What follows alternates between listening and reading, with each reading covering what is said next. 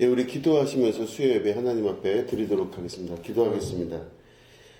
사랑으로 내가 만드신 하나님, 우리의 여호와 아버지, 우리가 2024년을 시작하면서 주님 앞에 수요 예배로 모였습니다. 하나님 이 시간 말씀하여 주시고 주님의 음성을 듣는 귀한 시간 될 수 있도록 역사하시며 말씀이신 주님을 만나는 귀한 은혜를 체험하고 그로 인하여 2024년 이 한 해가 주님께서 이끄시는 우리 성령 하나님이 이끄시는 귀한 은혜를 체험하는 한 해가 될 수 있도록 시작점과 함께하여 주시옵소서. 오늘 예배 가운데 주인 되시는 주님께서 임재하여 주시고 역사하여 주시옵소서. 감사드리며 예수님의 이름으로 기도드립니다. 아멘. 우리 하나님 말씀 함께 보시겠습니다. 사도행전 1장 9절부터 14절에 있는 말씀입니다. 사도행전 1장 9절부터 14절 말씀을 교독하도록 하겠습니다.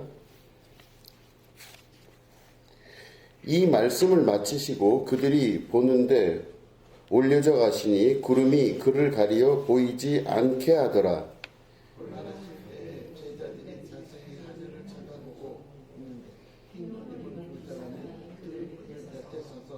이르되 갈릴리 사람들아 어찌하여 서서 하늘을 쳐다보느냐.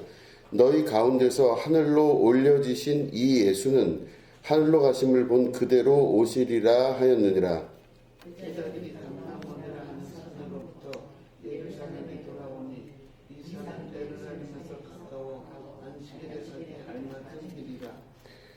들어가 그들이 유하는 다락방으로 올라가니 베드로, 요한, 야고보, 안드레와 빌립, 도마와 바돌로메, 마테와 및 알페오의 아들 야고보, 셀롯인 시몬, 야고보의 아들 유다가 다 거기 있어.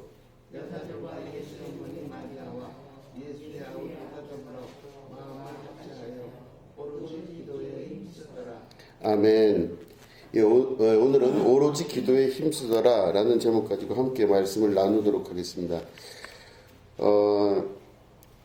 예수님께서 이제 하늘로 승천을 하여 올라가셨습니다. 그래서 구름 가운데로 이렇게 올라가시게 됐는데 그때에 제자들이 자세히 하늘을 쳐다보고 있었다고 성경은 기록하고 있죠.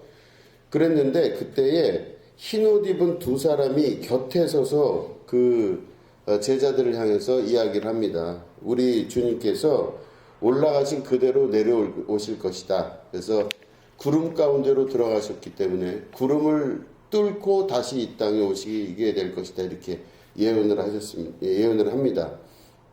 그래서 그때 제자들이 그럼 어떻게 했느냐? 그 말씀을 듣고 나서 제자들이 감람원이라는 산으로부터 이제 예루살렘으로 돌아와서 그들이 이제 어떤 다락방에 모여 있다 그래요. 다락방은 우리가 잘 아시겠지만 마가다락방이겠죠. 거기에 이렇게 모여서 그들이 이제는 뭘 했느냐 봤더니 그들이 다 제자들과 또 여자들과 성경에 그렇게 기록되어 있습니다. 예수의 어머니 마리아와 예수의 아들과 더불어 마음을 같이하여 오로지 기도에 힘쓰더라 이렇게 되어 있습니다. 그런데 이 위에 있는 내용들이 이제 다 장황하게 나왔는데 오늘 아주 중심을 둬서 우리가 바라봐야 되는 그 말씀은 맨 마지막에 오로지 기도에 힘쓰더라 이거였습니다. 그래서 아니 그럼 기도에 힘쓰는 거는 그 이해가 다 되는 이야기인데 오로지라는 단어를 성경에서는 기록하고 있습니다. 누가복음에 오로지 기도에 힘쓰더라. 그러니까 열심히 기도했다는 뜻으로 우리는 이해가 됩니다. 그래서 열심히 기도했다 이렇게 볼 수 있는데 이 오로지 기도에 힘쓸 때의 이 오로지라는 단어를 제가 찾아보니까 우리 한국말로 이해하면은 오직 그냥 기도만 힘썼더라 이렇게 돼요. 그것도 말이 되는 건데 정확한 뜻은 바로 뭐냐면 프로스카르테레오라고 하는 단어를 쓰는데 이게 무슨 뜻이냐면 지속적으로 한 마음으로 흔들림 없이 이런 뜻이에요. 지속적으로 한 마음으로 흔들림 없이 이렇게 기도에 힘썼다 그랬습니다. 그 말은 기도 이외의 다른 것에 관해서는 아예 신경을 쓰지 않는 겁니다. 다른 걸 다 버린 거예요. 오로지 기도에만 한 것이죠. 마가다락방에서. 그런데 이 오로지 기도에만 힘썼다고 하는 지속적으로 그리고 한 마음으로 흔들림 없이 이게가 무슨 뜻인가 봤더니 그 사람들이 다른 거를 아무것도 안 봤다는 뜻이에요. 기도 이외에 다른 거 안 했다는 뜻입니다. 아무것도 안 한 거예요. 오로지 기도만 한 거예요. 그럼 이게 초대교회의 예수님 승천 후에 제자들이 모여서 있을 때의 가장 중요한 핵심입니다. 오로지 기도만 힘썼어요.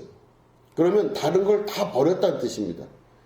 인간관계, 즐거운 생활, 밥 먹는 문제, 무슨 문제 다 내려놓은 거예요. 오로지 기도만 힘썼다고 하는데 이게 갖고 있는 의미는 바로 뭐냐면 단순히 그것만 했다라고 하는 거가 아니라 기준이 기도에 달려 있었다는 뜻이에요. 그러니까 모든 거에 대한 기준이 기도 안에 있었더라. 이런 뜻입니다. 이게 바로 뭐냐면은, 제가 이렇게 보면은, 기준이 있는 신앙생활을 하는 게 얼마나 어려운지 여러분 아시죠? 기준을 갖기가 얼마나 어려운지 여러분 잘 아실 겁니다. 내가 주일 성수를 해야 될 때도 기준이 있어야 됩니다. 그 주일은 무조건 지켜야 된다. 그럼 그건 기준이 됩니다. 하나님 앞에 예배를 드릴 때 내가 이렇게 예배를 드리겠다라고 각오를 하면 그게 내 삶의 기준이 돼요. 그럼 기준이 흔들리질 않으면은 그 사람은 기준이 있는 예배를 드리는 겁니다. 하나님 앞에 예물을 드릴 때도 기준을 갖고 예물을 드려요. 내가 이렇게 하나님 앞에 죽을 때까지 변함없이 이 기준으로 하나님 앞에 예물을 드리겠습니다. 내 삶을 드릴 때 하나님 앞에 이 기준으로 내가 삶을 드리겠습니다. 이 기준이에요. 그런데 이 기준이 설정이 되면은 나머지 것들이 다 무시가 됩니다. 이 기준을 지키기 위해서 나머지 것들은 다 안 하는 거예요. 그러니까 다른 생각이 들어오지를 않아요. 기준이 세워지기 시작하면 다른 생각들이 전혀 들어오지를 않습니다. 그런데 기준이 없이 되거나 아니면 기준을 세웠어도 기준이 흔들릴 때가 와요. 그러면 그건 기준이 되질 않아요. 그때부터 마음이 흔들리기 시작합니다. 이럴 수도 있고 저럴 수도 있고 라고 하는 기준의 흔들림이 나타나기 시작해요.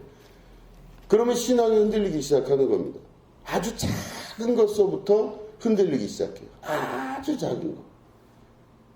그래서 우리 구약 성경서부터 창세기부터 쭉 성경을 보면은 하나님의 나라 안에서 보면 계속적으로 기준에 관한 문제를 하나님이 제기하시고 기준을 삼는 문제에 관해서 끊임없이 성도들 안에서 드라이브를 거세요. 기준이 뭐냐 이거예요. 기준이. 그러니까 기준이 있느냐 이 부분에 대한 질문을 끊임없이 하십니다. 그러니까 내가 하나님 앞에 신앙생활을 할 때 그 기준을 딱 정해놓고 그 정해진 기준대로 살기로 마음속에 작정하고 그리고 죽을 때까지 그 작정을 지켜나갈 수 있는 것이 바로 기준점을 세우는 믿음의 생활입니다. 그런데 안 해요. 어느 순간이 되면 다 변합니다. 시간이 지나면서 조금씩 변해나가고 타협의 역사가 들어오기 시작합니다. 이스라엘도 역시 동일한 거였습니다. 하나님이 법을 세우셔서 광야 가운데서 10계명을 주시고 그 다음에 가나안 땅에 들어가면서 점점점 레위법이 늘어나기 시작해요. 율법이. 그러니까 지키라는 것을 하나님께서 지키게끔 기준을 주셨어요. 이렇게 살으라 그랬는데 이스라엘 사람들이 이방 민족들을 만나서 보니까 우리는 맨날 그 기준에 관한 소리만 듣고 싫은 소리만 듣고 하지 말란 소리만 들었는데 이방 민족들을 보니까 너무 좋은 거예요.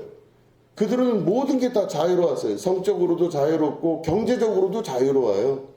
뭐든지 다 돼요. 그러니까 점점 가면 갈수록 이스라엘 사람들이 마음이 누그러지기 시작하고 하나님의 율법과 하나님의 법도 안에서 살지를 않으려고 해요. 자꾸 자기 생각대로 자기 자신에게로 돌아오는 삶을 이제 살기 시작합니다. 그러니까 말씀 잘 안 들어요. 그러면 처음엔 내가 믿을 때는 기준이 20 믿은 것 같은데 시간이 가면서 점점 그 기준이 다 풀려나갑니다. 실이 그 타래가 풀어지듯이 다 풀어져요. 그래서 기준점이 점점 없어지고 맨 마지막 가면요. 이방인이나 이스라엘이나 구별이 안 돼요. 그렇기 때문에 이방 사람 믿는 거나 나나 똑같아지는 신앙으로 바뀌게 됩니다. 하나님께서 그들을 사랑하는 사람일 때는 그래도 쳐서 복종시키게 하시고 이스라엘을 그 기준점 안으로 돌아오게끔 끊임없이 하나님이 요구하시고 힘들게 하셨는데 어느 순간 되면 하나님도 그것들을 내려놓는 순간이 나타나시게 됩니다.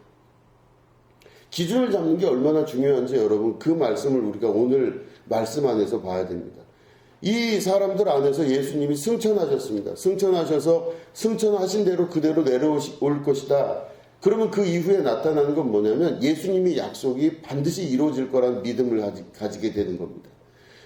그 약속을 기다리기 위해서 이 예수님의 제자들과 또 여인들과 또 예수님의 형제들이 다락방에 모여서 기도를 하는데 이들이 전심전력으로 기도하고 바라고 구하고 간구했던 것은 주님께서 약속하신 것을 주시겠다는 겁니다. 그게 바로 누구냐? 성령이세요. 성령을 주시겠다 하셨으니 그 성령에 대해 약속을 기다리고 거기에 대해서 흔들림 없이 그것만 바라본 겁니다. 그래서 오로지 기도에 힘쓸 때 다른 걸 다 없애버리고 그 기준점을 삼아서 그거 이외에 다른 거는 어떤 기준이 없어요. 오로지 그것만 바라보는 거예요. 주님께서 약속하신 것을 반드시 주실 것이다라는 믿음으로 그걸 바라본 거예요. 근데 사람들 사이에서는요, 그런 것들이 점점점 흩어지는 사람들도 있습니다. 막 상식선에서 생각을 하려고 하고 이성적으로 막 생각을 하려고 해요. 약속을 하셨지만 될 수가 있겠느냐. 우리가 본 게 진짜일지 아닐지 어떻게 아느냐. 우리가 하도 힘들게 예수 믿다 보니까 예수님 승천하셨을 때 이게 환상일 수도 있지 않겠느냐. 뭐 별의별 이야기들을 다 해요. 그럴 때 사람들마다 각각 다 자기 생각대로 자기 뜻대로 막 살아가는 그 경험대로 이야기를 늘어놓기 시작하면 기준이 사라지기 시작합니다. 오로지 기도에 힘쓸 수가 없어요. 그때는 그냥 각자 도생이에요. 자기가 알아서 자기 신앙을 알아서 챙겨야 됩니다. 그런데 사도행전은 그렇게 하지 않았어요. 제자들의 모임은 오로지 기도예요. 하나의 기준으로 하나의 방식으로 한 마음으로 모여서 기도를 시작한 겁니다. 오로지 주님의 약속이 성취되고 이루어질 것이라는 아주 한 마음으로 있는 거예요. 이 기준이 있는 곳은 그래서 항상 승리하게 됩니다. 기준이 사라지게 되면 망하게 되는 거예요. 이스라엘의 역사는 항상 기준이 사라지면서 망하기 시작했습니다. 이스라엘의 역사는 반복적으로 돌아오는 게 계속 돌아오는데 기준이 사라진 즉시 망하기 시작해요. 기준이 사라지는 집안도 망하고 기준이 사라지는 민족도 망하고 기준이 사라지는 나라도 망하게 돼 있습니다. 그러니까 이 정확한 한 가지 기준이 그 사회를 붙들었을 때 그 사회가 하나가 되기도 하고 같이 역사하는 힘으로 그 나라가 부흥 번창할 수가 있고 집안도 마찬가지고 교회도 마찬가지고 모든 것들이 그 역사 안에서 나타납니다. 기준점이 있어야 됩니다. 자, 우리 보시면 한번 성경 찾아보겠습니다. 사사기 21장입니다. 사사기 21장 25절입니다. 사사기가 21장으로 구성되어 있는데 제일 마지막에 있는 성경 사사기의 마지막입니다. 우리 사사기 21장 25절을 우리 같이 한 목소리로 읽도록 하겠습니다. 사사기 21장 25절. 자, 사사기 21장 25절을 우리 한 목소리로 읽습니다. 시작. 그때에 이스라엘에 왕이 없으므로 사람이 각기 자기의 소견에 옳은 대로 행하였더라. 아멘.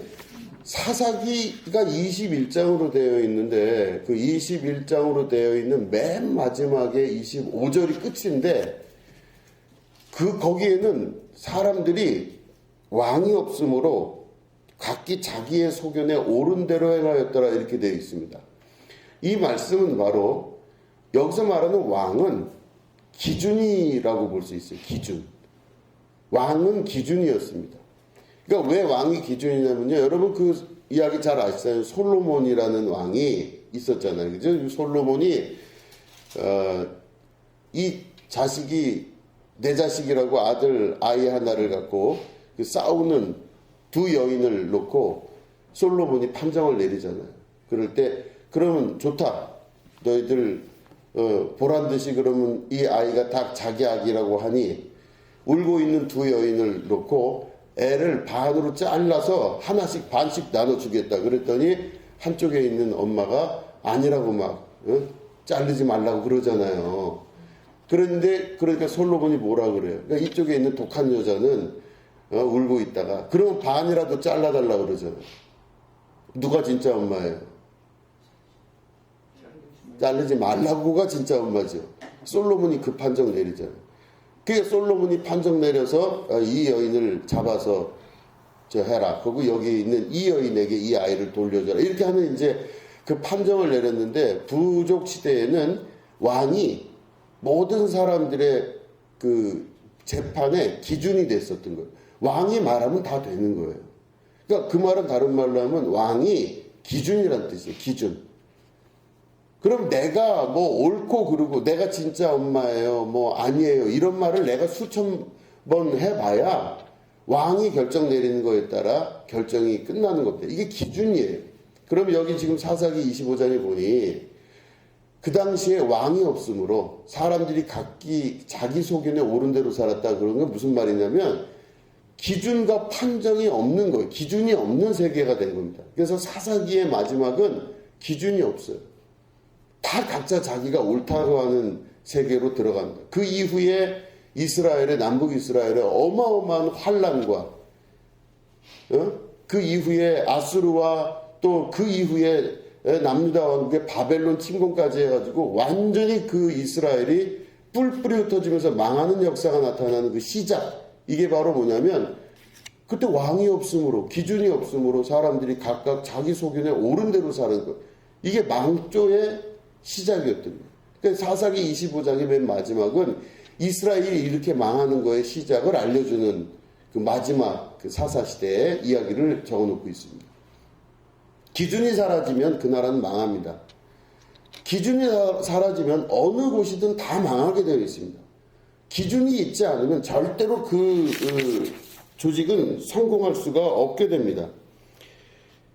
각각 다 자기가 옳은 대로 살고 자기 뜻대로 맞아서 사는 사람들이 많아지기 시작하면 그때부터는 그 기준이 사라지기 때문에 거기선 기준이 사라진 곳 안에서는 하나님의 역사가 나타날 수가 없습니다. 하나님은 질서의 하나님이시기 때문에 기준을 먼저 두시고 그 기준에 맞게끔 살아갈 수 있게끔 말씀하시고 역사를 이루어 가십니다. 저도 그 어린 시절부터 신앙생활을 쭉 하면서 교회의 모습을 계속 변화된 모습을 보게 되었습니다. 계속적으로 교회가 변해가는데 정말 최근 들어서는 더 급속하게 교회가 많이 바뀌는 것을 볼 수가 있습니다. 그런데 이 뭐가 바뀌었을까 이게 가만히 보면요. 기준이 사라졌어요. 목사님도 옛날 목사님 같지가 않아요. 옛날 목사님 같지도 않고 예배에 나오는 사람들의 모습도 옛날 같지가 않아요. 또 헌금을 드리는 그 모습들도 옛날 같지가 않아요. 여러분 헌금 어떻게 드리셨어요? 저는 어릴 때 헌금을 어떻게 드리는 걸 배웠냐면요. 빳빳하게 책 사이에 그걸 집어넣습니다. 그리고 때로는 다리미로 다려요. 이렇게 지폐 같은 경우. 정성을 다해서 하나님 앞에 그거를 정성을 다해서 드렸어요. 11조는 어떻게 드려야 되겠어요? 10분의 1을 정확하게 잘라서 하나님께 드렸습니다. 그때는 기준이 명확했기 때문에 다른 게 없어요. 그게 기준이었어요. 근데 요즘은 어떻게 바뀌었어요? 그렇게 안 해요. 그렇게 안 합니다. 정성이 사라졌어요. 그럼 기준이 사라졌다는 뜻입니다. 사람들이 각기 자기 소견에 옳은 대로 헌금을 드려요. 나는 이런 형편이기 때문에 이렇게 드리고 나는 저런 형편이기 때문에 저렇게 드려요. 근데 그 이야기들을 다 들으면은 각자 다 맞는 얘기를 해요. 각기 자기 소견에 다 옳은 대로 드리는 거예요. 예배 드릴 때 시간을 맞춰 나오는 것도 어떻게 예배를 드리러 나옵니까? 각기 자기 소견에 옳은 대로 나오는 거예요. 몇 시가 됐건 몇 분이 됐건 아무 상관없습니다. 내가 여건이 되면 교회 나오고 여건이 안 되면 교회 안 나와요. 그럼 그게 옛날에는 달랐어요. 옛날에는 정말 목적을 가지고 이렇게 하지 않으면 안 된다고 생각하고 신앙생활을 했거든요. 그럼 그때랑 지금이랑 뭐가 달라졌을까요? 사람들의 생각과 기준이 달라지는 거예요. 옛날에는 하나님이 말씀하셨다. 그러면 그걸 믿었어요. 교회에서 목사님이 그 말씀을 하시면 그게 기준이 됐어요. 그러면 죽으나 사나 그렇게 사는 거예요. 그게 맞다고 생각하는 겁니다. 그러니까 정말 순진할 정도로 그렇게 신앙생활을 했어요. 정말로 진짜 그렇게 살았어요. 지금 생각해보면 너무하다 할 정도로 그런 신앙생활을 하고 살았는데 그게 좋다 뭐 이게 말하는 걸 떠나서 어떤 게 달라졌나를 우리가 보면 기준이 달라져. 기준이 없어졌다는 겁니다. 기준이 누구에게로 갔어요? 다 자기한테로 가 있어요. 절대 말 안 듣습니다. 쉽게 말 안 듣고 쉽게 무엇인가에 대해서 얘기를 하면요. 시험 들었다고 전문 용어들을 사용하잖아요. 시험 들었대요. 전문 용어. 목사가 변했대요. 전문 용어. 그러니까 각각 자기 생각대로 자기 마음대로 자기 소견에 옳은 대로 살았는데 성경의 말씀을 보면 그게 사람이 바뀌는 거가 처음 겪는 게 아닌 거예요. 하나님 입장에서는. 하나님은 이스라엘을 통해서 수도 없이 겪으신 겁니다. 지금 말씀 나눴던 사사기 25장에 있는 이 말씀, 마지막 말씀은 하나님이 이미 겪으신 거잖아요. 이스라엘을 통해서. 그것도 이방인들이 아니라 하나님 택하여 부르시고 세우신 그 족속들 안에서 이루어진 사건인데 이걸 이미 겪으신 거예요. 그러면 하나님이 지금과 같은 상황을 모르실까요? 아니, 아셔요. 하나님 다 알고 계신다는 겁니다. 우리들이 어떻게 변해나갔으며 우리들이 어떻게 기준점이 사라지기 시작했으며 하나님의 기준을 따라가는 것이 아니라 내 맘대로 살기 시작하고 내 결심대로 내 뜻대로 내 방식대로 살기 시작하니 기준이 사라져요. 그럼 내가 기준이 사라지면 어떤 일이 벌어지겠습니까? 내가 기준이 사라지니까 주변에 있는 내 주변도 다 기준이 사라지게 돼 있어요. 내가 기준이 없는데 어떻게 주변에 기준이 있을 수가 있겠어요? 다 기준이 사라져요. 그러니까 여기에는 모든 기준점을 지키려고 하는 사람이 아니라 기준점이 사라진 사람들이 모여서 또 다른 걸 만들고 또 다른 걸 만들다 보니까 기준점이 없는 각기 자기 소견에 옳은 대로의 신앙이 보편화되고 당연시되는 겁니다.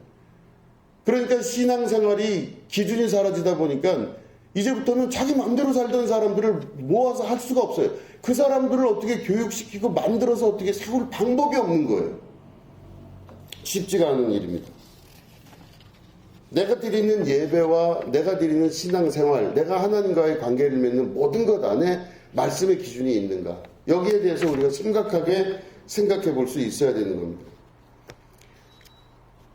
사도행전은요, 그래서 교회의 시작, 다시 말해 예수님께서 공생에 사시고 그 다음에 죽고 부활하셔서 승천하신 그 이후에 교회의 역사의 시작을 말해주는 겁니다.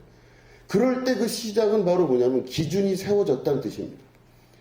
오로지 기도 이외에 다른 것들을 하지 않았다는 뜻이에요. 수많은 것들이 거기에 여러 가지가 있겠지만 그 기준이 세워진 이후에 아무것도 그들은 다른 걸 바라보지 않았어요. 오로지 한 마음으로 지속적으로 변함없이 그것만 바라보는 겁니다. 그러면 그 자리를 끊임없이 지키고 그 자리를 유지하고 그 자리에서 자기가 반드시 구하는 것들의 역사가 나타나게 되는 게 이게 바로 기준점입니다. 기준이 있으면 저는 이제 그런 얘기 많이 듣습니다. 옛날에도 보면 3대가 예수를 믿으면 복을 받는다. 이 부흥사 목사님들이 많이 말씀하셨어요. 3대가 예수님 믿으면 복 받는다 그랬어요. 1대, 2대, 3대. 할아버지, 할머니, 어머니, 아버지, 그리고 자녀손. 그럼 자녀손까지 예수 믿고 나서 손주 때가 되면 이게 복이 터져야 돼요, 원래. 그래서 제가 이 기준점을, 그게 도대체 뭘까? 그러면, 누구네 집은 내가 처음 믿는 집도 있잖아요. 처음 예수 믿는 집이 있어요. 그럼 그 집은 되게 힘들어요, 사실. 신앙의 여정 안에서 보면 굉장히 힘듭니다. 1대들이 고생해요. 신앙생활 할 때 1대들이 제일 고생해요. 2대쯤 되니까 좀 괜찮고 3대쯤 되니까 또 좀 나아지다가 4대쯤 되니까 복을 받기 시작해요. 이런 얘기를 제가 옛날부터 많이 들었거든요. 여러분들도 들으셨을 거예요, 아마. 그래서 저는 그게 이해가 안 됐어요. 하나님은 너무 불공평하신 거 아닌가 뭐 이런 생각도 했습니다. 그런데 제가 목회를 하면서 경험을 해보고 많은 이런 이제 사람들을 만나보고 해보니 그 1대, 2대, 3대, 4대가 무슨 뜻인가 이렇게 생각을 해봤더니 1대가 그 기준을 점을 자기가 잡기가 어려운 거예요. 세상 풍파가 쉽지가 않거든요. 첫 번째 예수 믿는 사람은요, 그 가정에서 기준을 자기가 말씀으로 두고 살기가 어려워요. 말씀대로 살려고 하니까 주변에 악한 마귀 그냥 막 들끓어서 그것들을 못하게 만듭니다. 그렇게 못 살게 해요. 뭘 하든 예배를 나가도 교회 생활을 신앙 생활을 하는 모든 게 다 힘들게 돼요. 아주 힘들어요.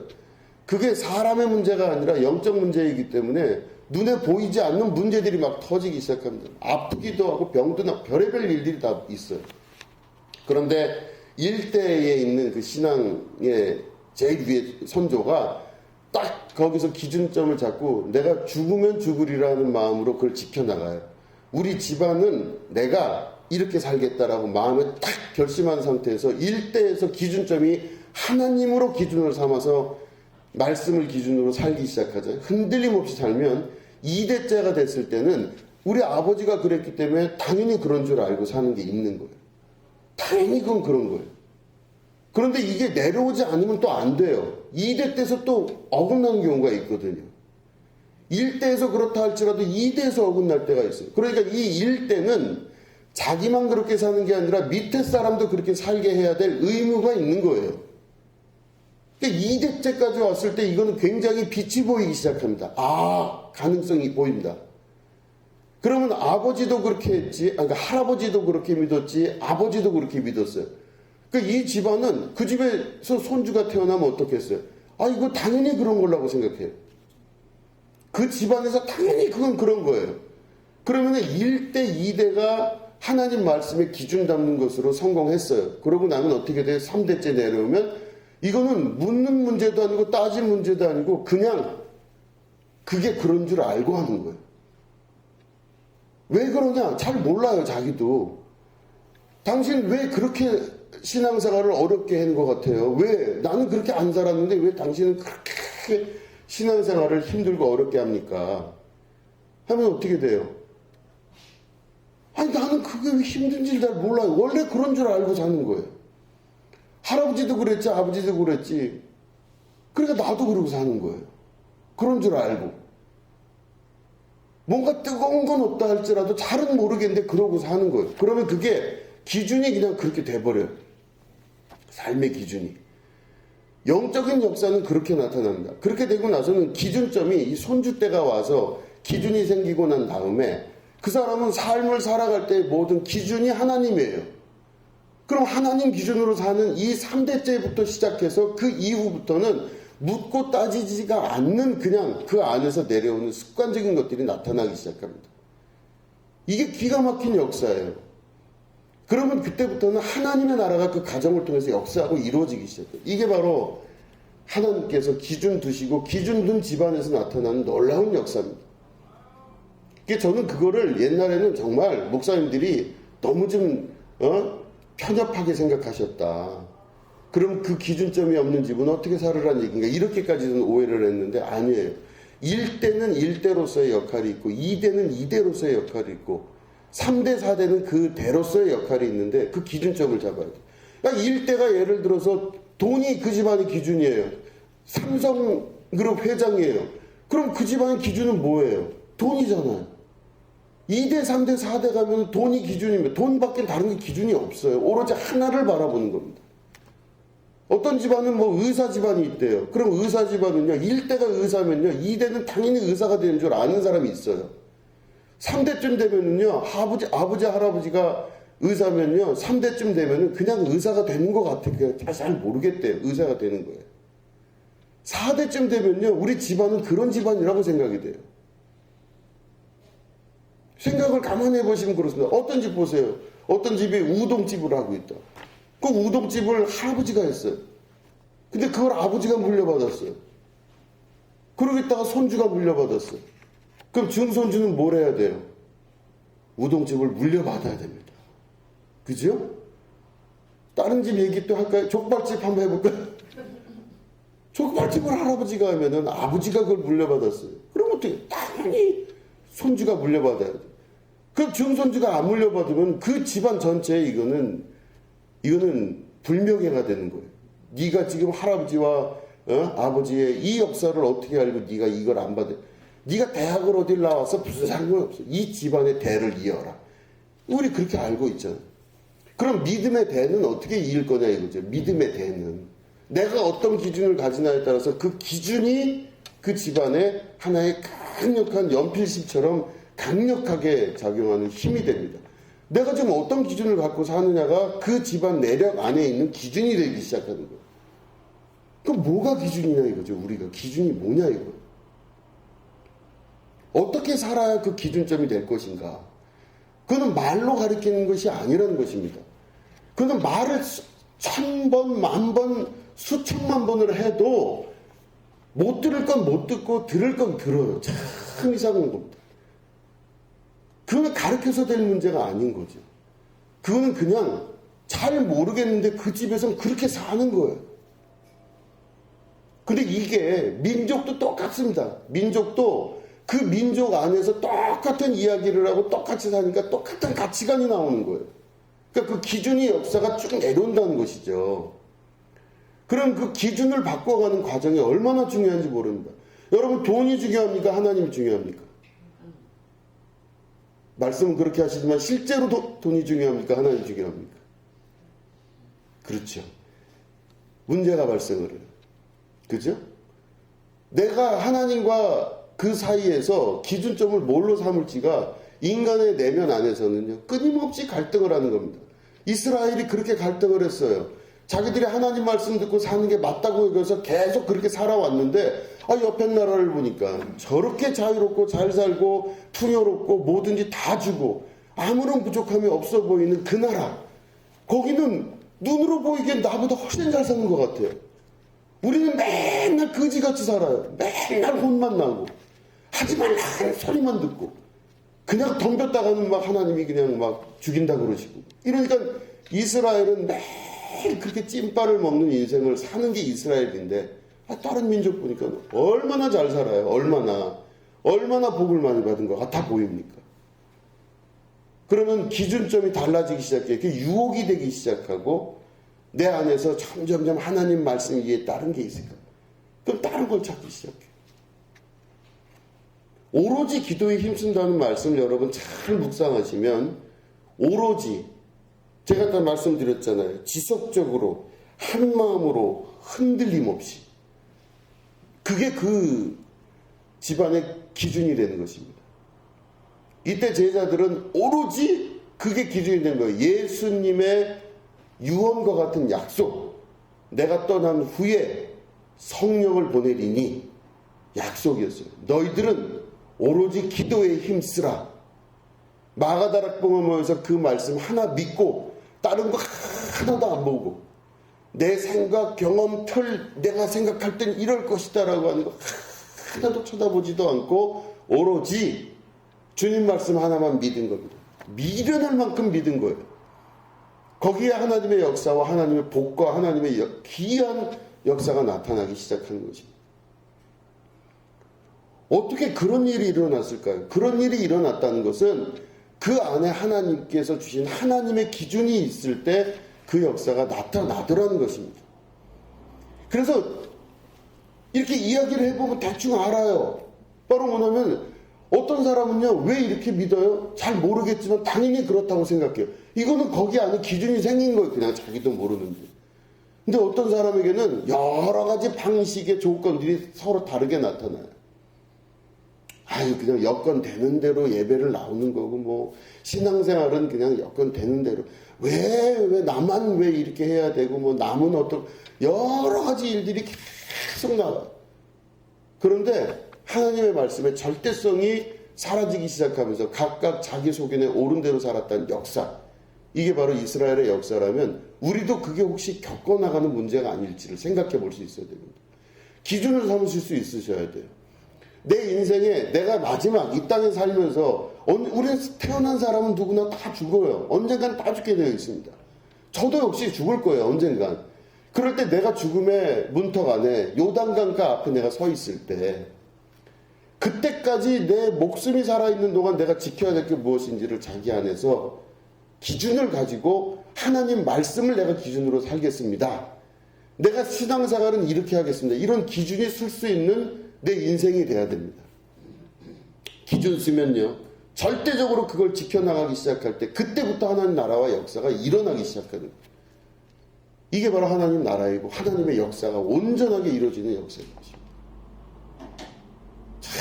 참 이상해요. 그게 하나님의 역사라는데 그걸 그렇게 지키기가 쉽지가 않아요. 그 기준을 지켜나갈 수 있는 우리가 되면 좋겠습니다.